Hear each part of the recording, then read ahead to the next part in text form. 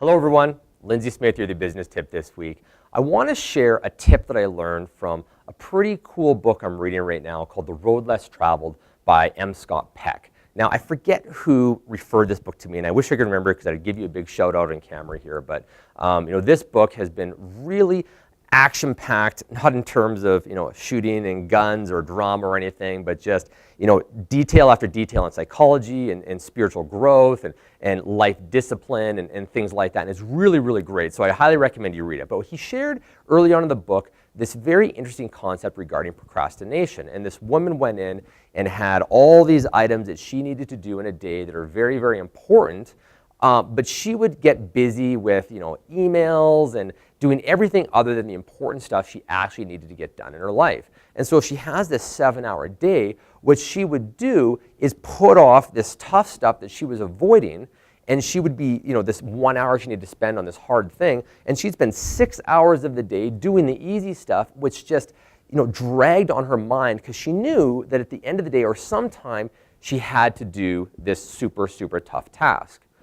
So the psychologist, I think it was Scott Peck here and stuff, sat down with her and said, listen, you're spending 6 hours of your day in pain, and then you have it where you spend the 1 hour in pain actually doing the task, but you spend 6 hours in pain anticipating that you're going to have to do this task. So he said to her, why don't you just do the task at the start of the day for 1 hour, and then you get 6 hours of complete freedom. So instead of being in pain for 7 hours, you're in pain for 1 hour, and the rest 6 is free. When you do your workouts in the morning, when you have difficult phone calls to make to clients, if you have 2 to 4 hours of calling clients, and you have maybe some business activities that you don't enjoy doing, but you need to muscle through at the beginning of the day, or sometime throughout your day, load that at the beginning. Because either you spend your 2 hours getting the most important work done that you might find a little bit painful, and it's probably only really a half hour or an hour of actual painful work, call it.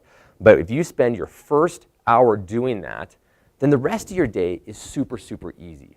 So why do we put ourselves through 8 hours of pain thinking about that task that we're putting off instead of just front loading it to free up our minds for the rest?